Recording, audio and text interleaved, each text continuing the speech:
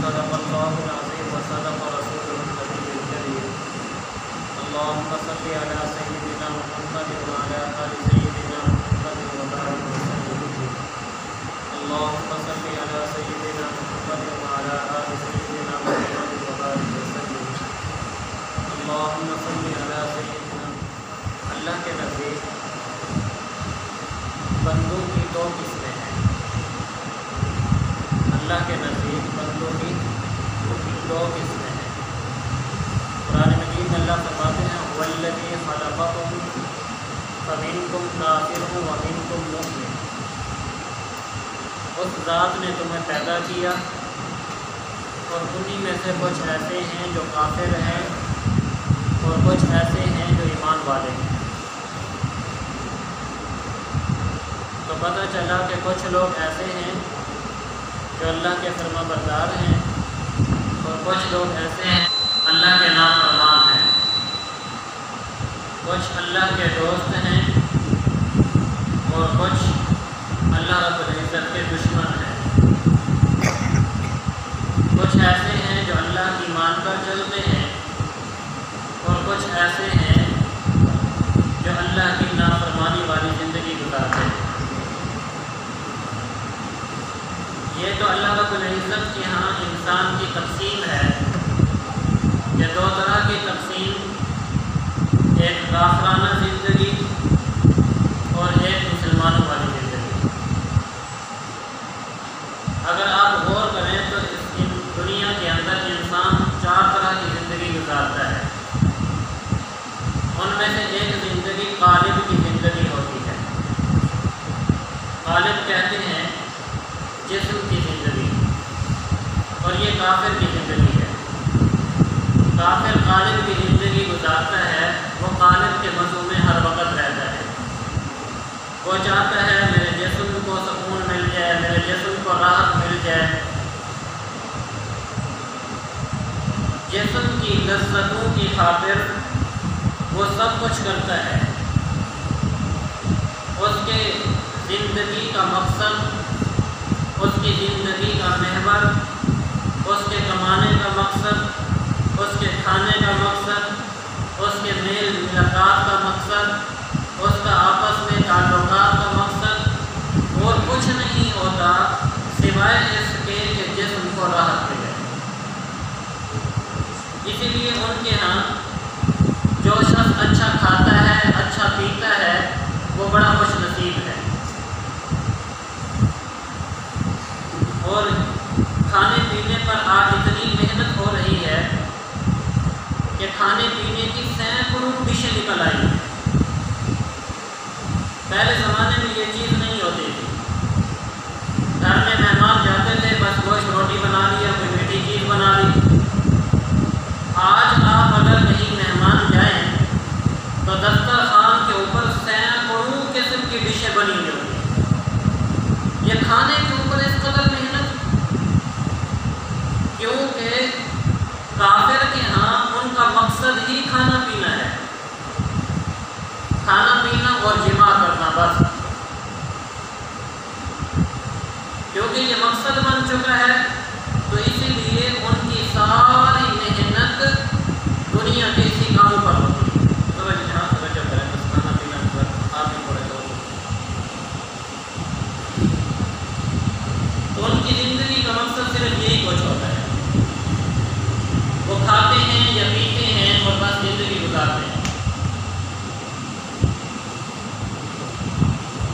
اور کافر کی زندگی میں یہی چیزیں ہیں، وہ یا تو شہوت پوری کرتے ہیں یا کھاتے اور پیتے ہیں۔ آپ دیکھیے کہ آپ اگر اسٹور کے اوپر چلے جائیں، صرف شیمپو کو دیکھ لیں تو اس کو سینکڑوں قسمیں ہیں۔ یہ بال لمبے کرنے کے لیے ہے، یہ بال گھنے کرنے کے لیے ہے، یہ بال سیاہ کرنے کے لیے ہے، یہ فلاں کے لیے ہے، یہ فلاں کے لیے ہے۔ کیوں؟ اس کی وجہ یہ ہے کہ آج ساری محنت جو ہو رہی ہے وہ کس لیے ہو رہی ہے؟ دنیا کی خاطر ہو رہی ہے۔ مقصد کیونکہ کھانا پینا، جسم اور جماع۔ اسی لیے آپ دیکھیں عورت کو بننے سنورنے کے اوپر بیوٹی پارلر بن گئے، ہماری بچیاں بیوٹی پارلر پر تیار ہونے کے لیے جاتی ہیں، کیا ہے لاکھوں روپیہ اس اپنے جسم کو بنانے پر خرچ کر دیا، کیونکہ زندگی کا مقصد یہی بن چکا ہے۔ اللہ اکبر کبیرہ۔ اور یاد رکھیے کہ یہ زندگی کافر والی زندگی ہے کہ کافر اپنے جسم پر محنت کرتا ہے اور جسم پر محنت کر کے اس جسم کی قوت کو جماع پر خرچ کرتا ہے۔ اور ایک ہے مسلمان کی زندگی، اور پھر مسلمان کی زندگی میں بھی تین قسم کے لوگ ہیں۔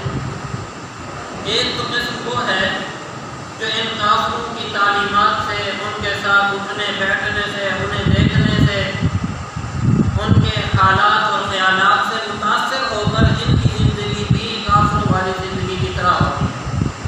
یہ کلمہ گو تو ہوتے ہیں، کلمہ پڑھتے ہیں، مسلمان ہوتے ہیں، اپنے آپ کو مسلمان کہتے ہیں، لیکن ان کی اگر آپ زندگی پر غور کیجئے تو ان کی زندگی کا کوئی لمحہ مسلمانوں والا نہیں ہوتا۔ ان کا کام کاروبار، ان کا اٹھنا، ان کا بیٹھنا، ان کا چلنا، ان کا پھرنا، ان کا پینا، وہ سارا کا سارا کافروں کی طرف پر ہوتا ہے۔ یہ لوگ مسلمان تو ہوتے ہیں لیکن حقیقت میں مسلمان نہیں ہوتے۔ ان کی زندگی بھی کافروں ہی کی طرح کی زندگی ہوتی ہے، اور ان کے بھی کھانے کا مقصد، پینے کا مقصد، تعلقات کا مقصد ان کا بھی جسم ہوتا ہے۔ اللہ رب العزت نے ارشاد فرمایا کہ یأکلون کما تأکل الانعام، یہ ایسے ہی کھاتے پیتے پھرتے ہیں جیسے جانور کھاتے پیتے پھرتے ہیں۔ ایسے ہی ہوتے ہیں جانور کو فکر کس چیز کی ہوتی ہے؟ صرف کھانے پینے کی ہوتی ہے اور کوئی فکر نہیں ہوتی۔ اور اللہ ایک اور جگہ ارشاد فرماتے ہیں اولئک کالانعام بل هم اضل، یہ جانور کیا جانوروں سے بھی گئے گزرے لوگ ہیں۔ علامہ اقبال رحمۃ اللہ علیہ نے اس کے اوپر بڑے عجیب اشعار کہے ہیں، ذرا توجہ سے سنیے ایسے مسلمانوں کے بارے میں۔ کہتے ہیں سوچتا ہوں کہ اب انسان کو سجدہ کر دوں، سوچتا ہوں کہ اب انسان کو سجدہ کر دوں، تو نے جس وقت یہ انسان بنایا یا رب، اس گھڑی تو مجھے یہ ایک آنکھ نہ بھایا یا رب۔ جب انسان کو اللہ آپ نے پیدا کیا تھا اس وقت تو یہ مجھے ایک آنکھ بھی نہ بھایا، اور میں نے اس کے خلاف دشمنی مول لے لی۔ تو نے جس وقت یہ انسان بنایا یا رب، اس گھڑی تو مجھے یہ ایک آنکھ نہ بھایا یا رب، اس لیے میں نے اپنا سر نہ جھکایا یا رب، سوچتا ہوں کہ اب انسان کو سجدہ کر لوں، اس لیے میں نے سر اپنا جھکایا یا رب، سوچتا ہوں کہ اب انسان کو سجدہ کر لوں، لیکن اب پلٹی ہے کچھ کایا ایسی، لیکن اب پلٹی ہے کچھ ایسی کایا یا رب، عقل مندی اسی میں ہے کہ اب میں توبہ کر لوں، سوچتا ہوں کہ اب انسان کو سجدہ کر لوں۔ ابتدا تھی نرم طبیعت اس کی، شروع میں انسان بڑا اللہ کا فرما بردار تھا، اطاعت گزار تھا، ابتداء تھی بہت نرم طبیعت اس کی، قلب و جان صاف تھے، پاک تھی نیت اس کی، اب تو خود مسلط ہے مجھ پر شرارت اس کی، اب تو یہ انسان ایسا شرارتی بن چکے کہ اس کی شرارت میرے اوپر مسلط ہے۔ بھر دیا تو نے بھلا کون سا فتنہ اس میں، پکتا رہتا ہے ہمیشہ کوئی لاوا اس میں، آگ تھی موجود مجھ سے بھی زیادہ بھلا اس میں، اب تو یہ خون کے رشتوں سے بھی اکڑ جاتا ہے، باپ سے، بھائی سے، بیٹے سے بھی لڑ جاتا ہے، جب بھی طیش میں آ کر ہتھے سے اکڑ جاتا ہے، خود میرے شر کا توازن بھی بگڑ جاتا ہے، اب تو لازم ہے خود کو کہ سجدہ کر لوں، سوچتا ہوں کہ انسان کو سجدہ کر لوں۔ میری نظروں میں تو یہ مٹی کا ایک پتلا تھا بشر، میری نظر میں تو یہ ایک مٹی کا پتلا تھا بشر، میں نے سمجھا تھا اسے خود سے بہت ہی کم تر، شیطانیت کو چھوڑ کر میں بھی یہی دھندا کر لوں، سوچتا ہوں کہ اب انسان کو سجدہ کر لوں۔ اب انسان ایسا بن چکا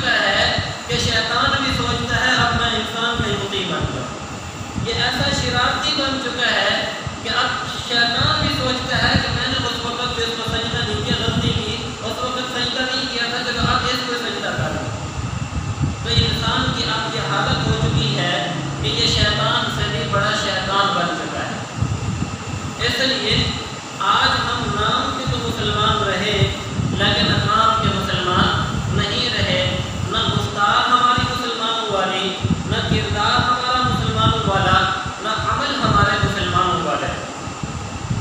اللہ اکبر کبیرہ۔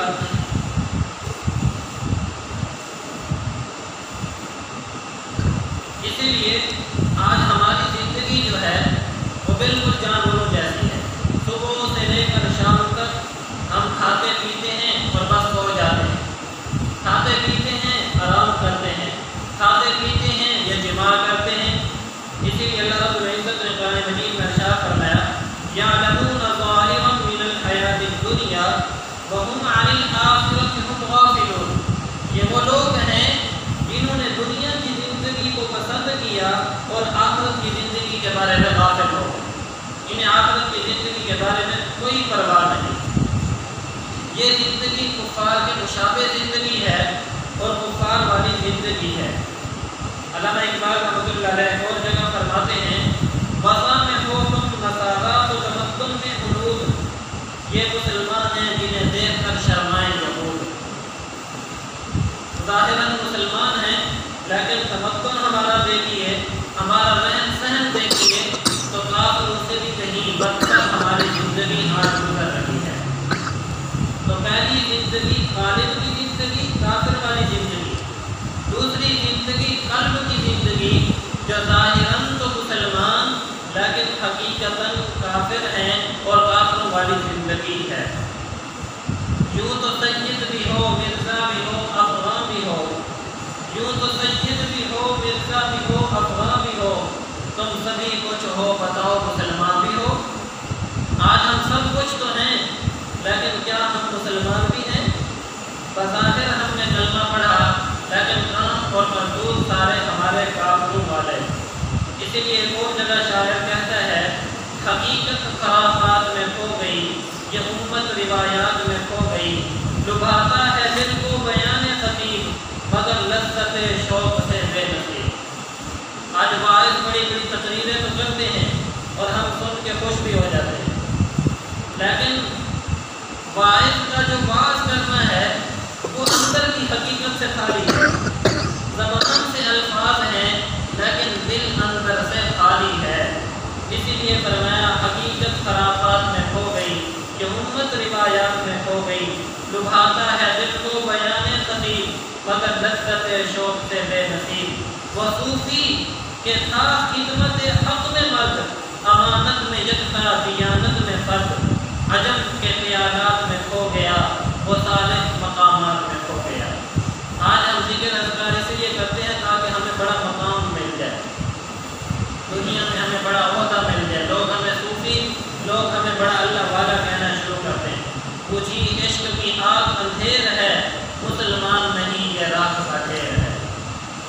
ہاں، آج عشق کی آگ جو مسلمان کے دل میں اللہ کی محبت ہوتی تھی، اللہ کا عشق ہوتا تھا، وہ آج سب ختم ہو چکا، آج یہ مسلمان نہیں راکھ کا ڈھیر نظر آتا ہے۔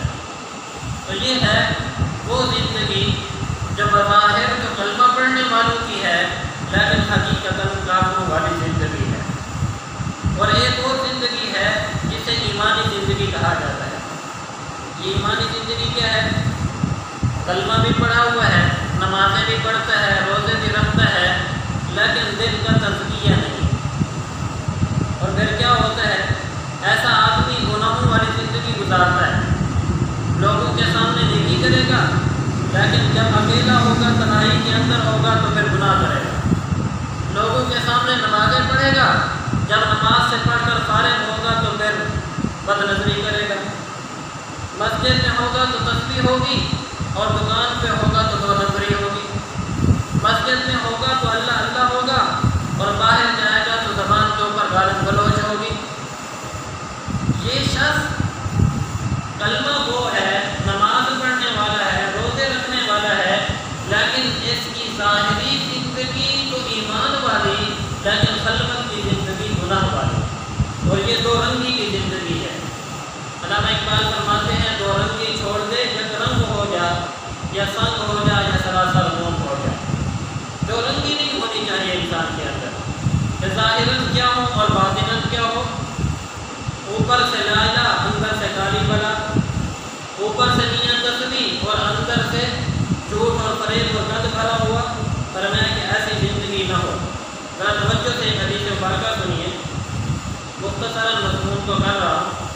نبی अलैहिस्सलाम ने इरशाद फरमाया कि क़यामत के दिन कुछ लोग पेश होंगे कि जिनकी नेकियां तहामा पहाड़ जैसी होंगी, तहामा पहाड़ जैसी उनकी नेकियां होंगी। और फिर जब वो जन्नत के करीब जाने लगेंगे तो उन्हें रोक दिया जाएगा कि जन्नत में इनका कोई हिस्सा नहीं। सहाबी कहते हैं, मैंने पूछा या रसूल अल्लाह, उनका कुछ हुलिया, उनकी कुछ अलामात बता दीजिए ताकि मैं उनमें से न हो जाऊं। आप सल्लल्लाहु अलैहि वसल्लम ने इरशाद फरमाया कि अमा इन्नहुम कानू, जरा तवज्जो से, अमा इन्नहुम कानू यसूमून व युसल्लून व यक़ूमून लैलहुम, ये वो लोग होंगे जो रोजे रखते होंगे, ये वो लोग होंगे जो नमाजें पढ़ते होंगे और रातों को तहज्जुद भी पढ़ते होंगे, तहज्जुद गुजार भी होंगे। लेकिन क्या होगा, फ़अहबतल्लाहु अज़्ज़ा व जल अअमालहुम, अल्लाह उनके सारे अमलों को ज़ाय फरमा देंगे। वजह इसकी क्या होगी? वजह इसकी ये होगी कि उनकी जलवत तो नेकियों वाली और खलवत गुनाह वाली होगी। तन्हाई के अंदर जब होंगे तो वो क्या करते होंगे? गुनाह करते होंगे। आज ये जो बीमारी आ गई ना मोबाइल वाली, ऐसे हमारी जिंदगी उसका बेड़ा गर्क करके रखी है।